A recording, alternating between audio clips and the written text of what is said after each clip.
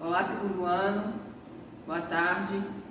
Hoje nós vamos fazer uma revisão aqui dos conteúdos. A revisão hoje vai ser um pouco diferente, porque eu trouxe algumas questões das trilhas e do módulo positivo de vocês, porque nós já havíamos feito uma revisão de conteúdo lá no grupo. Eu já tinha postado alguns vídeos curtos, postei imagens com áudios. Então, depois dessa revisão aqui, durante as questões eu vou esclarecendo algumas coisas, mas se caso fique alguma dúvida, lá no nosso grupo do WhatsApp, vocês podem estar me solicitando como está disponível. Vamos para a primeira questão. Os platelmintos. Os platelmintos são animais invertebrados que possuem o corpo achatado. Os platelmintos são aqueles vermes que têm o corpo achatado, que alguns são parasitas de seres humanos, mas têm os de vida livre. As características que os diferenciam dos outros invertebrados são sistema circulatório ausente, sistema digestivo incompleto e a excreção é realizada através de células flama. Essas células flama são aquelas células que atraem os resíduos e depois são secretados. Então, a alternativa que vocês marcariam aí é a alternativa C, onde o sistema circulatório ele é ausente, o sistema digestivo é incompleto pelo fato deles não apresentarem ânus e a excreção é através de células flama. Próxima questão. Alguns vermes são parasitas e infestam milhões de pessoas em todo o mundo, causando vários agravos à saúde. Associe cada verme da primeira coluna do quadro às suas características na segunda coluna e na terceira coluna aos órgãos do corpo humano parasitado. Quais são os vermes que nós temos aqui? Taenia solium, lembre que a Taenia solium, assim como a Taenia saginata, causam ateníase, um é parasita do porco, outro é o parasita do boi, que se alojam no músculo do animal e que nós ingerimos quando consumimos a carne crua ou mal passada. Schistosoma mansoni, que causa a esquistossomose. O Schistosoma mansoni é aquele exemplo de casal onde o macho, a fêmea, vive no corpo do macho, né? Eles vivem felizes para sempre, não tem crise. Enteróbios vermiculares, que causa a enterobiose, e Wucheria bancroft, que é aquele verme que tem como mosquito aí, como transmissor, o mosquito hematófago. Vamos tentar aqui fazer essa relação. Alojamento da fêmea em suco no corpo do macho. Quem faz isso? Schistosoma mansoni. Simetria bilateral, corpo achatado, característica de platelminto e segmentado. Taenia solium. Transmissão das larvas por mosquito hematófago. Wucheria bancroft. E simetria bilateral e corpo cilíndrico, nós temos aí o Enteróbios vermiculares. Sequência do primeiro, inclusive coloquei aqui já para vocês, para a gente fazer a conferência. 2, 1, 4 e 3. E os órgãos parasitados pelo verme na fase adulta. Vasos sanguíneos do fígado. Quem parasita os vasos sanguíneos do fígado é o Schistosoma mansoni. Vasos linfáticos, Wucheria. O intestino grosso, Enteróbios vermiculares. E o intestino delgado, Taenia solium. Lembrem comigo, lá do Fundamental 2, qual a função do intestino delgado? Absorção de nutrientes. Então, está cheio de comida lá no intestino delgado. Qual a função do intestino grosso? Absorção de água. Vasos linfáticos estão relacionados também ao processo de defesa do nosso corpo. Olhem aqui a sequência, alternativa correta, letra E. Quando vocês estiverem assistindo esse vídeo, seria interessante que vocês pausassem, tentassem responder e depois olhassem a resposta, que aí ajuda vocês na hora de fazer o estudo diário. A instrução dessa questão é inicialmente fazer análise desse cladograma Nós temos aqui o filo dos poríferos, lembram dos poríferos, que são aquelas esponjas que são fixos, que tem a abertura principal óscula, cheio de poros, por onde a água entra, circula pelo corpo do animal e sai pelo ósculo.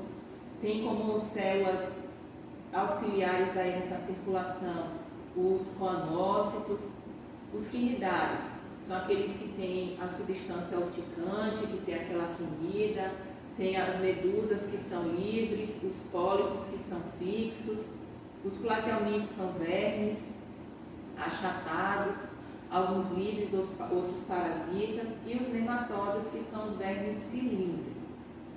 Então vamos fazer a análise aqui das alternativas para saber qual é que nós marcaríamos.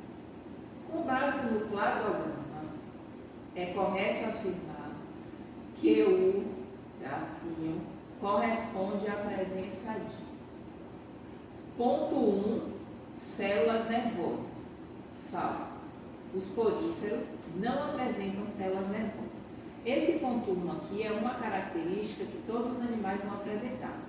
Esse ponto 2 e o ponto 3 são características que quinidário, platelminto, nematódio apresenta, mas porífero não apresenta. Esse ponto 4 é uma característica que platelminto e nematódio tem, mas quinidário e porífero não apresentam. E esse 5 é uma característica que apenas os nematódios vão ter. Então vamos lá. O ponto B, letra B. Ponto 2, um pseudoceloma. Pseudoceloma só surge lá nos vermes. Então aqui descartaríamos essa opção. O ponto 3, simetria bilateral. Não, a simetria bilateral ela já foi vista aqui anteriormente. No ponto 4, exoesqueleto. Exoesqueleto a gente vai ver em artrópode. Então esses filos aqui não apresentam. E o ponto 5, um tubo digestório completo. A alternativa verdadeira é a alternativa E. Os nematódios eles já apresentam boca e ânus. Então, tubo digestório completo por conta disso. A figura representa esquematicamente o ciclo de vida de Schistosoma mansoni, que é o ciclo aqui da esquistossomose. A partir da análise do ciclo, considere as afirmativas a seguir. Olha o que aconteceu aqui. Um homem infectado, possivelmente. Os vermes eles ficaram adultos dentro do homem, que é um hospedeiro definitivo. Esses vermes adultos liberam seus ovos, que são eliminados pelas fezes do homem. Desses ovos vão ser originados os miracídios, que é uma larva ciliada. Essa larva ciliada, ela não tem capacidade ainda de penetrar a pele humana. Então, essa larva ciliada, ela fica um tempo, ela se hospeda por um período no caramujo bionfalário, para que eles possam se desenvolver em uma larva mais madura, que são as cercárias, é uma larva flagelada. Quando essas larvas já estão maduras, elas adquirem a capacidade de penetrar a pele humana, e se tornam adultos dentro do homem, liberam seus ovos que saem das fezes e o ciclo recomeça. Então perceba que o miracídio é uma larva ciliada, mas ainda é jovem, não tem capacidade de penetrar a pele humana, elas precisam passar uma temporada aqui no caramujo bionfalário para adquirir uma maturidade, vamos dizer assim, para se transformar em cercária, para então penetrar na pele da mucosa humana. 1. A larva do esquistossomo que penetra ativamente pela pele ou pela mucosa das pessoas. A larva, ela não atravessa ativamente a pele da pessoa, ela primeiro precisa passar pelo caramujo bionfalária para depois se transformar em cercária e depois penetrar a pele humana. Descartamos essa alternativa 2. Na profilaxia dessa doença, uma medida preventiva para evitar que ela aconteça, é importante construir redes de água e esgoto, exterminar o caramujo hospedeiro, bem como evitar o contato com águas possivelmente infestadas por cercários. Verdadeiríssimo.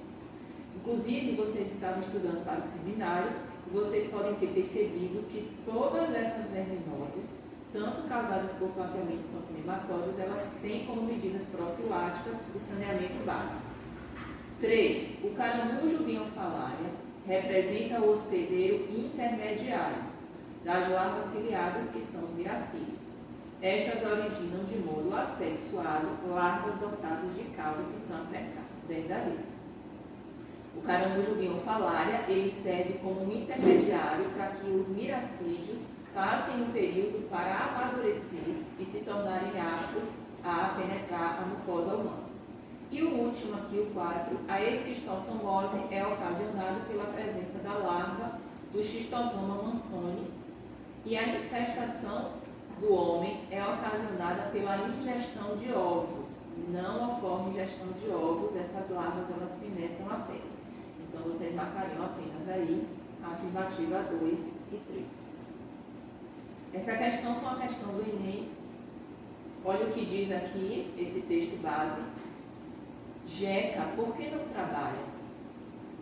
Pergunta Monteiro Lobato, o autor de Urupês. Né?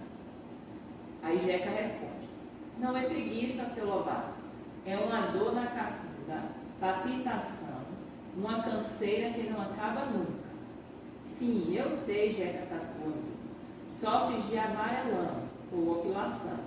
Tens no sangue e nas tripas um jardim zoológico da pior espécie.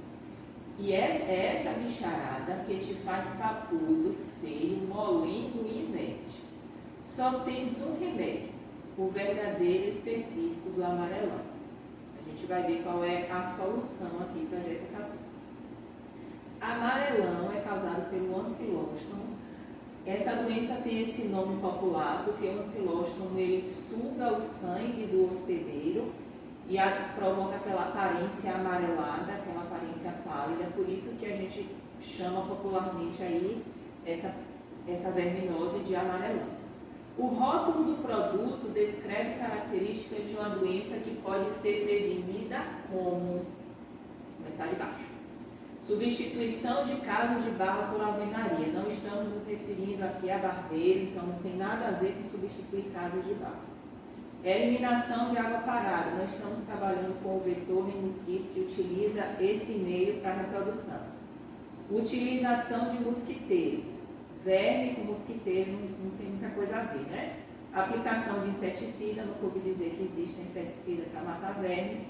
A solução para a Jeca Tatu seria o uso de calçados, uma vez que essas vermes elas atravessam a pele, principalmente dos pés. Próxima questão. Os animais podem ser classificados quanto à presença ou à ausência de celoma. Lembre dos 3 folhetos embrionários, epiderme, endoderme e mesoderme. A formação desses 3 folhetos possibilita a formação do celoma, que forma a cavidade corporal interna, onde vão ficar alojados os órgãos. Estrutura que se caracteriza com abertura que origina as extremidades do sistema digestório do animal. Lembram como é que a gente classifica os animais? Quando surge primeiro a boca, são chamados de protostomos. Quando surge primeiro o ânus, são são classificados como deuterostomos. Letra B. Um dos componentes embrionários fundamentais. Os folhetos embrionários incluem endoderme, mesoderme e ectoderme. O celoma não está incluído aí. Letra C. Cavidade embrionária responsável pela formação da cavidade corporal inteira. A alternativa verdadeira seria essa daqui. Não seria D, cavidade embrionária interna que se comunica com o meio exterior pelo blastóporo. O blastóporo ele vai dar origem à boca ou ao ânus, não tem nada a ver com a formação aí das estruturas internas do celoma. E a última alternativa, cavidade que origina o tubo digestório do embrião, também não tem nada a ver. Essa questão aqui eu já coloquei até com o gabarito, porque vai servir para vocês revisarem os 4 filos que nós já estudamos, os poríferos, quinidários e os vermes platelmites e nematodos. Os poríferos, a digestão acontece de forma intracelular e eles não têm sistema digestório. São animais muito simples, são animais filtradores e extremamente sensíveis à poluição. Os quinidários realizam a digestão extra e intracelular, já são animais mais desenvolvidos, mas ainda não tem sistema digestório completo com início na boca e terminação em ânus, que só vai acontecer lá nos vermes nematodos. Os platelmitos também apresentam a digestão extra e intracelular, tem sistema digestório, mas ainda é incompleto porque não apresentam ânus, que é uma estrutura que só vai aparecer em nematóides. Por este motivo, a digestão aí já é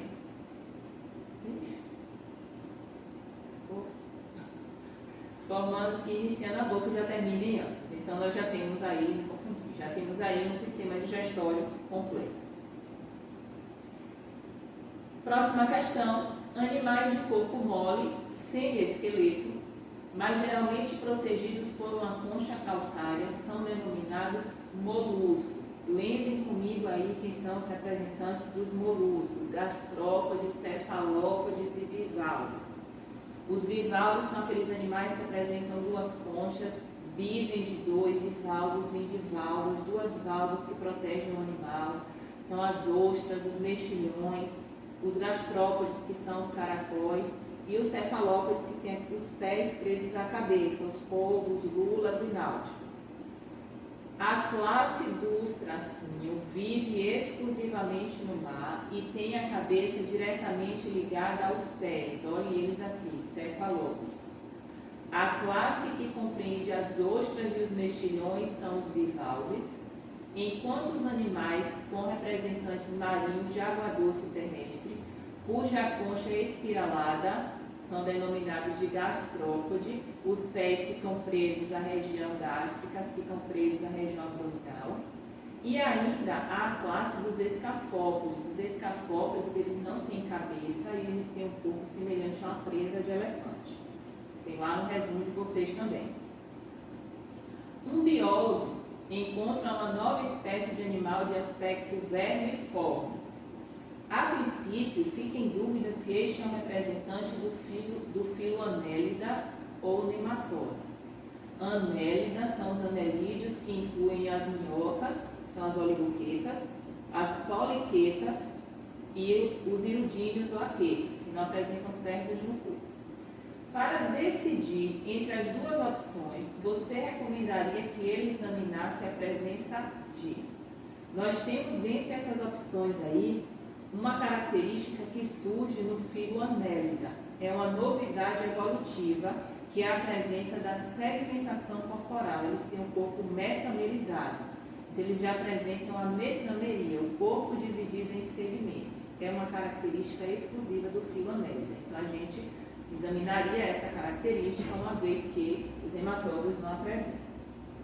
Letra B, é isso? Próxima questão: espécies invasoras. Toda vez que a gente se referir a espécies invasoras, pensem sempre que quando a gente introduz um animal exótico a um ambiente já equilibrado, isso pode causar um desequilíbrio e levar à extinção de espécies nativas. São espécies endêmicas que já viviam naquele ambiente. Então, espécies invasoras introduzidas acidentalmente ou propositalmente, como foi no caso do escargot, trouxeram esse animal para cá para substituir alguns alimentos, só que o gosto não foi muito agradável ao paladar de algumas pessoas. Então, o caramujo africano ele foi descartado de qualquer forma. Como ele era um animal exótico, ele não tinha predadores naturais, eles se reproduziram de forma muito descontrolada e se tornaram pragas. E isso levou à extinção de algumas espécies nativas, porque eles começaram a competir com os animais da região. Então, a pergunta é a seguinte: é correto afirmar que essa espécie invasora é capaz de levar à extinção as espécies nativas, pois ocupando o mesmo nicho ecológico, compete por alimento? Sempre quem vai ter melhor sucesso são as espécies que são introduzidas, porque elas não têm predadores naturais, então elas se reproduzem de forma descontrolada e se aproveitam dos alimentos da espécie que já habitava ali o ambiente. Outra questão: um menino de 5 anos foi levado ao cirurgião Joseph em Boston. O doutor reconstituiu a orelha do menino após ter sido mordido por um cão, mas depois de 4 dias o fluxo sanguíneo da orelha foi bloqueado. Se o fluxo não fosse restabelecido rapidamente, a cirurgia seria mal sucedida. Para desobstruir os vasos sanguíneos, o Dr. Upton adotou uma velha técnica: colocou 24 sanguessugas sobre o ferimento. Vamos analisar aqui as sanguessugas. As sanguessugas, elas fazem parte lá do filo dos anelídeos, da classe das aquetas ou irudíneas, ausência de cérebro de corpo, apresentam ventosas. E o que é que as sanguessugas elas fazem? Elas, na sua ventosa, elas liberam uma substância chamada de irudina. Essa irudina, ela é anticoagulante e anestésica. Então, a irudina, ela impede a pessoa a sentir dor e ainda impede a coagulação sanguínea que normalmente aconteceria em caso de ferimento. A sanguessuga, ela faz isso para garantir que ela se alimente e a pessoa nem sinta que ela está ali e o sangue também não venha coagular. Então, vocês vão analisar essas alternativas, só que vocês vão marcar o que está errado. Vamos lá analisar logo a questão B. A substância liberada pelas sanguessugas ativa a ação da trombina no sangue de mamíferos, que é uma enzima importante no processo de coagulação. Essa questão está falsa, porque a trombina ela realmente participa do processo de coagulação, mas a substância que a sanguessuga libera é justamente o oposto disso daí. A substância que a sanguessuga libera é uma substância anticoagulante que não ativa a ação da trombina. Ela vai inibir a ação da trombina para impedir a coagulação e o sangue fluir de forma mais rápida para que ela possa se alimentar. Então, a alternativa correta aí seria a alternativa B. Beleza? Fiquem em casa, em breve nós nos encontraremos novamente para nos abraçarmos calorosamente.